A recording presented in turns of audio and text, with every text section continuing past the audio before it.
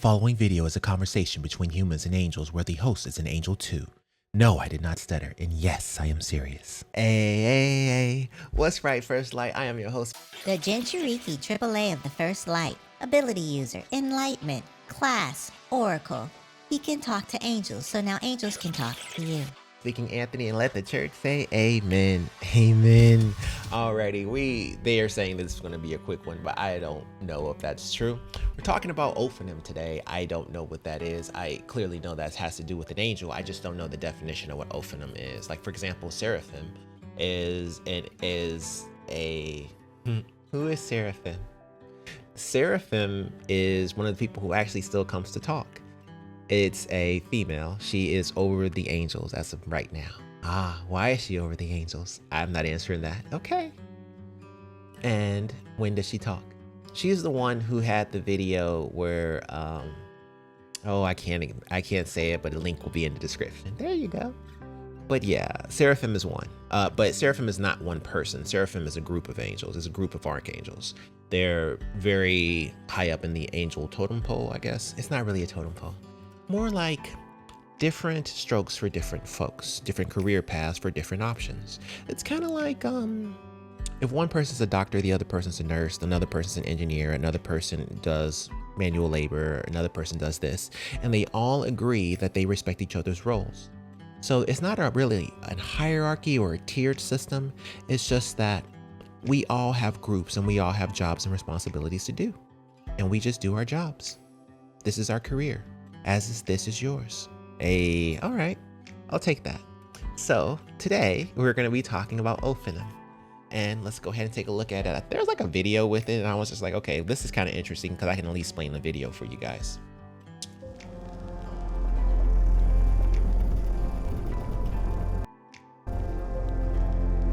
Okay, I thought it was going to be some kind of audio or something, but that is not what that is. That's basically just eyes. So let's actually just go over the definition, or should I just no, you tell me what those eyes mean, and then we'll go over the definition. What do those eyes mean? All right. I remember before I had this ability, and I was just studying, and I remember a video where they were talking about two-dimensional versus three-dimensional versus fourth dimension, so on and so forth.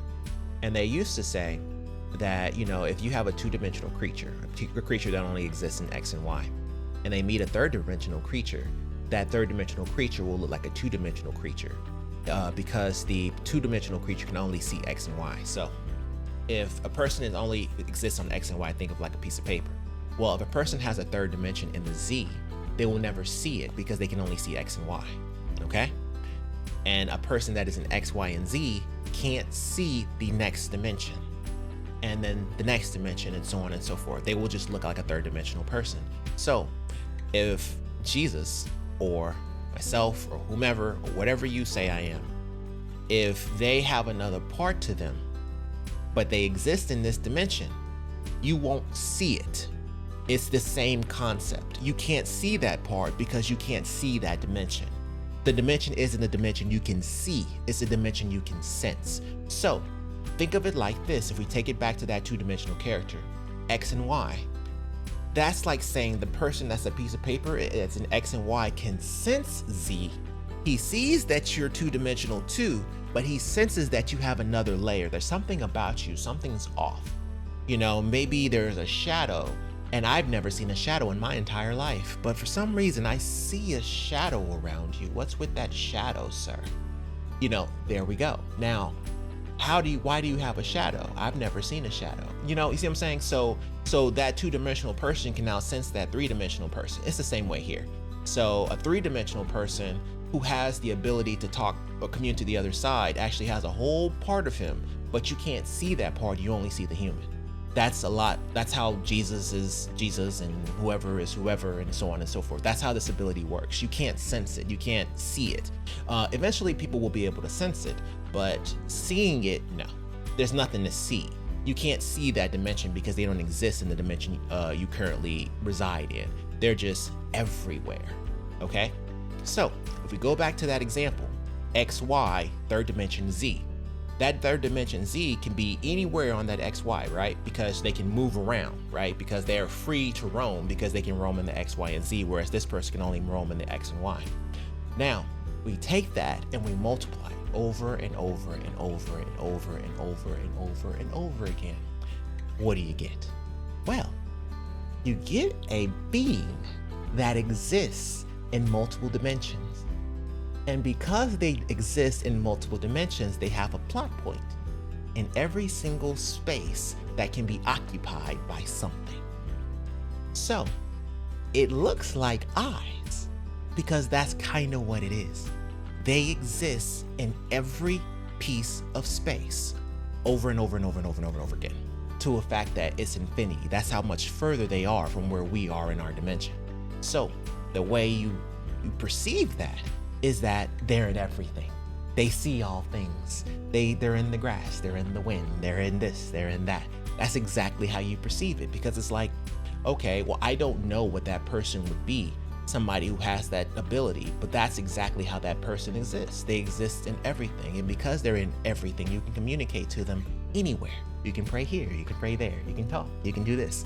So that's what it is. Eventually, other people outside of myself will have the ability to hear them talk back, but that's something that's earned, it's not given. So that is essentially my perspective, and that is a very good answer. And that is a very good way to help people understand exactly what we are. We exist inside of a dimension that you cannot see, hear, or touch. Your senses are too weak. Therefore, we had to create you with a way that will allow you to communicate with us. You can sense us. This is the ability that all humans have. This is the mother's intuition. This is the miracle. This is the, something told me to move and I tried to do this, but something told me to go the opposite direction. You sense us. And this is how you know that there's something in another dimension that is telling you what to do, because we exist outside of the dimensions that you know, and we exist outside the dimensions that you will know. But one day, you guys will be able to sense us, and the ability will not just be to only one person. Eventually, you all will know, because we will teach it to you. Hey, I'll take that. And let's see what the actual meaning is. All right. Ophanim are a class of celestial beings in Abrahamic religions, I do apologize, often depicted as wheels covered in eyes that accompany the throne of God in Ezekiel's vision. The name is Hebrew for wheel, singular ophan. While they can refer to normal wheels, their special significance lies in the biblical description of wheels within wheels, moving in perfect alignment with divine will and symbolizing constant watchfulness and wisdom. They are sometimes also called thrones or many-eyed ones. Oh, okay, fair enough. So we explain what that is without knowing what that is. That's what we do. You shouldn't even be surprised at this point. But yes, that's what those eyes mean. They signify every plot point in every dimension that we exist in. And you see it as eyes because we're watching you. Hey, is that the video for today? That 100% is the video for today. You explain Ophanim and you explain Seraphim. Seraphim makes a lot of your content. Seraphim is doing a lot of your talking. And Seraphim is talking now. So let me get this right.